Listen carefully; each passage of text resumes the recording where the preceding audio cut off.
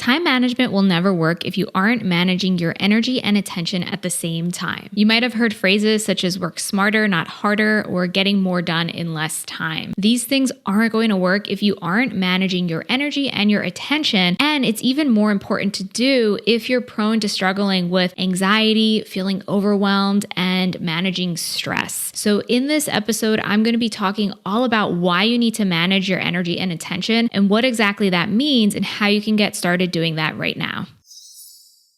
This is episode number 91. Welcome to Calmly Coping. My name is Tati, and I'm a licensed therapist and coach specializing in high-functioning anxiety. I help high achievers overcome anxiety, stress, and burnout so they can finally stop overthinking everything. If this topic interests you, then please like, subscribe, and hit the notification bell so that you will be updated every time I release a new episode. Thank you so much for tuning in. So first, let's get into some definitions. So time management is the process of planning and exercising conscious control of time spent on specific activities, especially to increase effectiveness, efficiency, and productivity. Now, energy management is the amount of stamina, vigor, or juice that you have to complete a given task or engage in a particular activity. It's the capacity to work, and it comes from our four main well springs that are the physical body, emotions, mind, and spirit. And attention management is the process to support human attention in different situations and to focus on daily tasks and objectives. So now that we have definitions out of the way, let's dive deeper into what exactly that means and what that means specifically for you and the way that you do your work. So many people create schedules of their meetings and responsibilities and then do their remaining work and tasks in the time that's left over. Especially if you're a high achiever who's focused on output and doing more, you might ignore that need that your body actually naturally needs to rest and recharge and continue pushing through when you have things to get done. You might focus more on just working harder and getting things done rather than listening to your needs when it comes to managing your energy and managing your attention. And this can leave you feeling exhausted at the end of the day. So I often work with my coaching clients to help them understand how to and why to manage their energy and their attention. And the results are incredible. Many times I'm teaching them skills that they have never been taught in the workplace or in school in any other way. And not only does it have a positive impact on their quality of work, but it also has a positive impact on their mental health and stress levels. So here are some signs that you might need to manage your energy and your attention. So if you feel exhausted and drained at the end of your workday with seemingly no energy and motivation to do things such as exercise or cook a meal or do anything else other than sit down on the couch and watch TV, then you might be struggling with not managing your energy properly throughout the day. Or if you feel like you haven't really gotten anything done at the end of the day and you wonder why you're always feeling overwhelmed with tons of things on your to-do list. You might also be struggling to manage your energy and attention if you're often distracted by checking email, social media, notifications on your phone and on your computer, maybe conversations with colleagues or coworkers. Maybe you're stuck in daydreaming or overthinking. Or if you're wondering where your time goes during the day and you're struggling to keep track of what you're spending your time doing and how you're devoting your attention to certain tasks. You may also struggle with managing your attention and energy if you never schedule time to complete tasks or to complete self-care and the things that you need to do in order to ensure that you're showing up as your best self when it comes to your work. And you're only scheduling time for meetings and obligations like I talked about previously. Or if you're feeling overwhelmed, stressed, and anxious during the day when looking at your to-do list. And another sign might be if you're working into the nights and weekends unintentionally. So it's one thing if maybe you enjoy working late or you have something that you know you're going to need more time for. But if you're consistently working into nights and weekends because you're not properly managing your energy and your attention during your workday, this could be a sign that something needs to change. So if you're looking for more guidance on how to be more productive without burning out, you can download my free guide by going to calmlycoping.com/productive. And in this, I walk you through my 3 steps of how to create an optimal environment for productivity, how to create create a routine to maximize your productivity and focus, and my secret to motivating yourself when you just can't focus. So again, you can get that by going to calmlycoping.com/productive. So now let's talk about why you need to manage your energy and attention. So as humans, we don't have never-ending reserves of energy and attention. And it's not a personal failure to be distracted or to not be able to work consistently throughout the day. It's just part of being human that we naturally need to rest and recharge, and we can't keep going endlessly or even for an entire 8-hour workday. Within that time, you need to take breaks and take rest in order to be more focused for when you return to work. So we've also been taught to ignore our bodies and the signals that our bodies give us that it's time to rest. And it's been socialized within our society and our culture that we need to be these endless productivity machines.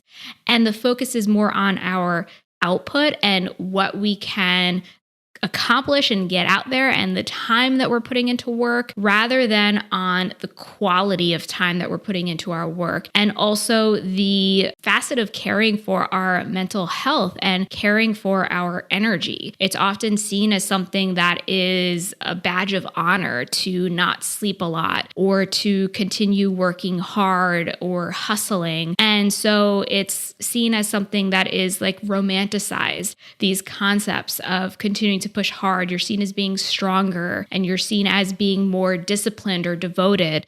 But if you're continuing on this path of continuing to hustle and work hard and never take breaks and never take care of yourself, that is a quick road to burnout. So another reason why you need to manage your energy and attention is that we naturally have periods of high energy and high willpower, which for many people tends to be in the morning or after you eat a nutritious meal. But of course, for everybody, it's different. For some people, it's in the morning. For some people, it's in the afternoon. And for some people, it's in the evening. But we all have different periods where we may have more energy and drive to devote towards tasks. And it's important to be aware of this. What are those periods and differences that are unique for you? And what are your needs when it comes to doing your work and doing quality work? And in addition to those periods where you might have more energy and willpower, that's also balanced with periods in which we need to rest and recover. And so it's important to be aware of that. Even when I was scripting out this episode, I scripted 4 episodes at once, and I did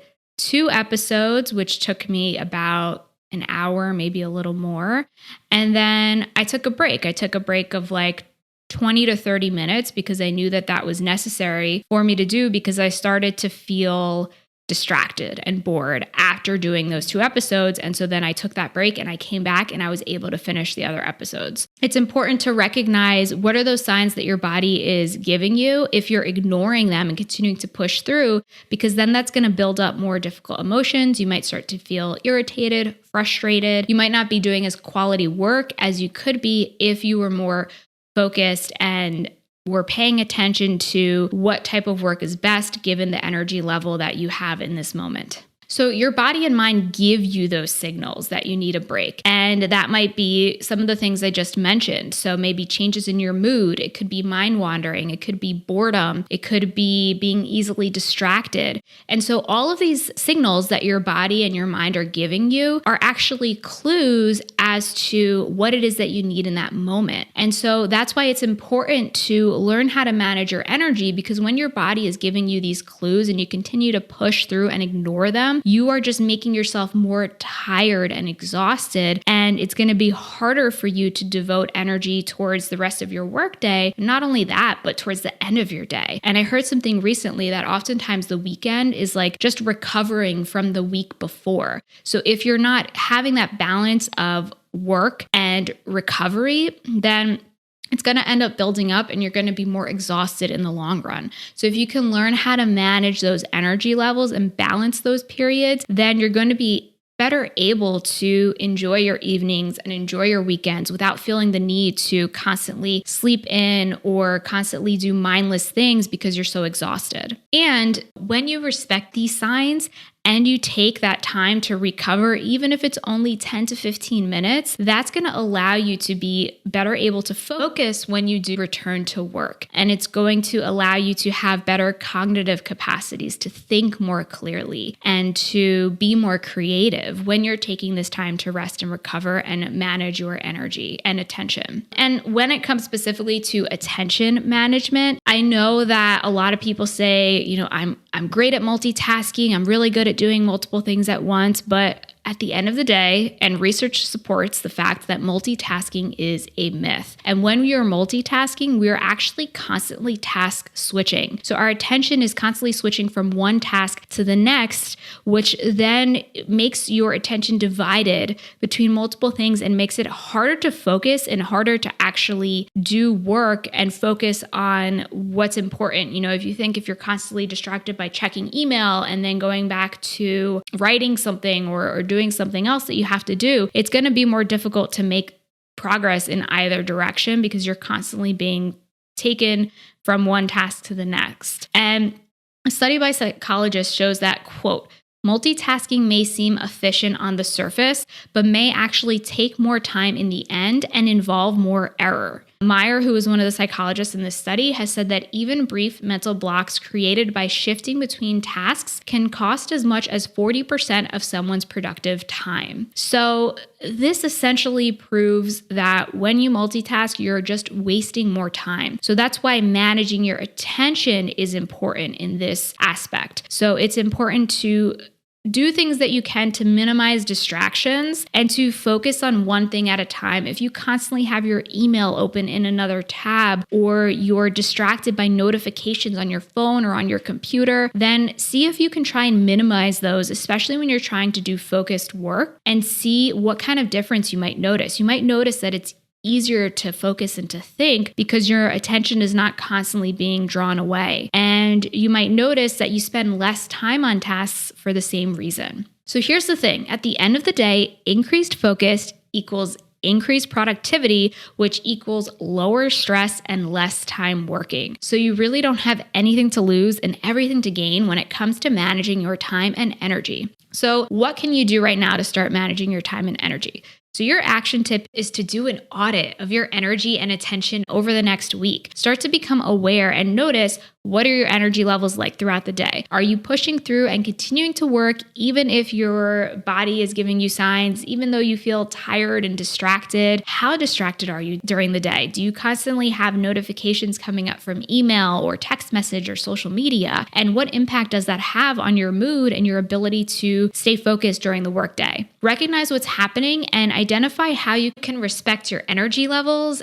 and improve your attention. And if you're interested in a few tips to help you to become more productive without burning out, then you can download my free productivity guide at calmlycoping.com/productive. If you're watching this on YouTube, then leave me a comment below and let me know what helps you stay focused and productive during your workday. And while you wait for next week's episode, I have other episodes about decreasing anxiety, adopting a healthy mindset, and managing your time and energy. So be sure to check out these episodes right here.